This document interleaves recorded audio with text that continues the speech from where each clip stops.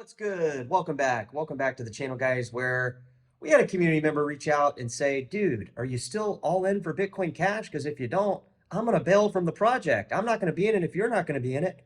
They didn't really say that, guys. Really, what they asked me was, people want to know what positions I'm in on, right? They want to know. They want to know what I'm thinking about in the crypto world all the time. Guys, I keep telling you guys the same thing.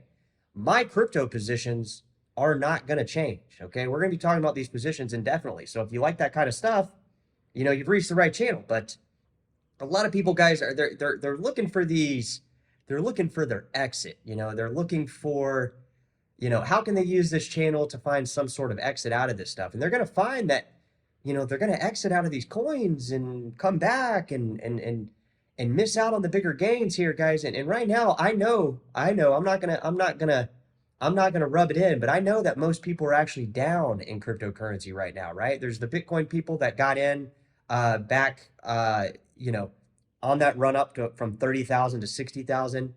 That is the perception of the crypto world that is still in the green, right? They're still in the green, and they're gonna run. It's gonna run sideways for a bit. It's obviously gonna go up, but a lot of these people, guys, that are in these altcoins that bought as they were jumping up, they're down 30, 40% already. They're down. I mean, the ERC20 tokens haven't even taken off at all. So my point is, guys, is like a lot of people think that the positioning of the channel is going to start, moving into promoting things that are not relevant to math, not relevant to entertaining you. And that could be so far from that is so far from the actual reality, guys, because actually what I'm planning on doing is, for one, taking any money that I make, and I'm going to be going into these coin positions even more. All right. And I'm going to be building out my portfolio to maybe, I don't know, 200,000 over the next 2 to 3 years. So a lot of people, guys, they look for cryptocurrency as an exit rather than a stay put and acquire more coins. And not everybody does this, but a lot of people do. They want to come in, they want to bring in, I don't know, rough estimate, if you're in America, I don't know, 3,000 to 5,000, and they think that is going to propel them to $1 million, and they're going to get out and everything's going to be fine and dandy. And these people quickly realize, especially when they're trading altcoins, especially when they enter altcoin positions, that this is very far from the truth. Most people actually come into crypto and actually lose money. That might be hard to believe because you hear about, everybody making money in crypto, but for the most part, most people actually come in here and they lose pretty much 50 to 100%. And then they, get sour about crypto. They don't like it anymore. They think it's a scam. And then they just, every time they hear the word crypto, you'll see them, you guys, when you guys are, conversing among your day-to-day lives, and you see people that have been in the crypto world, they will literally, you can just see in their face when you mention crypto. They don't say they lost a bunch of money. Some of them will. Some of them will open up to you guys and say it. But most people come into this space and actually lose money. And that's been happening over the last week and a half, where we've seen people lose tremendous amounts of money in these altcoin positions. Like I said, the Bitcoin price is still, up here, elevated at an all-time high, which is creating the perception that there are people still making money. But a lot of these people have only made probably anywhere from 40 to 77%, because I looked at the charts and we know where people came in. They came in on the rise from 30,000, 35,000 upwards to 70.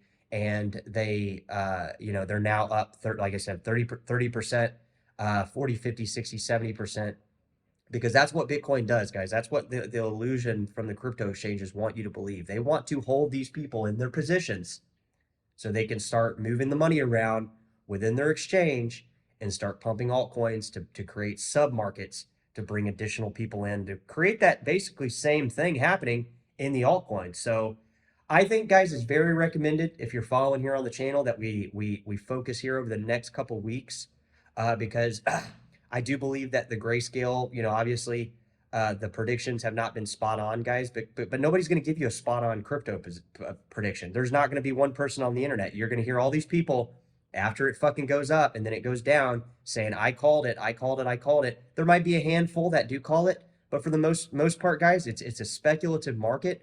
And if you're in this market, you have to realize that we are speculating every single second, 24 hours a day, 365 a year. Okay, it does not stop. The market does not take off for fucking Christmas or anything like that. It's going to be a speculative market that you have to be willing to endure if you want to get on the front side of these price manipulation, exchange, liquidity pools that are going to be coming to a lot of the coins that we're talking about here on the channel very soon. Now, a lot of people will look at this video and they'll be like, well, dude, I listened to you 2 weeks ago and I'm down 50%. But dude, if you hang in there, I'm telling you that in the short term, it does look very rocky unless you're in Bitcoin. Again, because Bitcoin, the perception of Bitcoin people coming in and holding Bitcoin, the exchanges have to keep the price of Bitcoin high. They have to. And it's also, it's not just they keep the price high. The demand for Bitcoin is there in any influx upward in price. It's always there. Anytime Bitcoin price goes up, you can almost bet you're going to get some type of you're going to get some type of news attention that brings more people into Bitcoin, but they have to keep those Bitcoin prices, those people in the green as they strategically start moving money around within their own exchange and communicating with other exchanges through derivatives products, through, I don't really think these people are like chatting in a dark web chat or anything like that. It's really certain exchanges will move certain coin prices to fulfill certain levels. Therefore, think about it like this. One coin goes down, one coin goes up. One coin goes sideways, both coins go up. Okay, that is just one mechanism that could push the crypto market higher. There literally is infinite possibilities to that same explanation. And that is why the crypto market is so explosive while some coins go down. Like today I saw Blue Zell down like 40%. That was a pretty big coin, right? And it's been a pretty active coin in the crypto world. So, why is that coin going down? I'm just using that example. I don't know specifically why. However, I would say that what I've seen in cryptocurrency up till this point in my career in this stuff is basically there is no stopping it, guys. The crypto world will basically manipulate different things to acquire the overall crypto world to achieve higher highs. Now, that does not apply for every single coin. I want to be clear. That does not apply to meme tokens. I would say it kind of applies to ERC20 tokens because I do feel like there's a market there that brings in new people. But again, Bitcoin price stays elevated. Certain coins start moving, right? We've seen it over the last few weeks. We saw it in Tron, we saw it in Dash, we saw it in Zcash, we saw it in and I don't want to say Bitcoin Cash because we really haven't seen it. It's gone up all the way to, March levels almost. It went up to 600 for briefly, but then came down.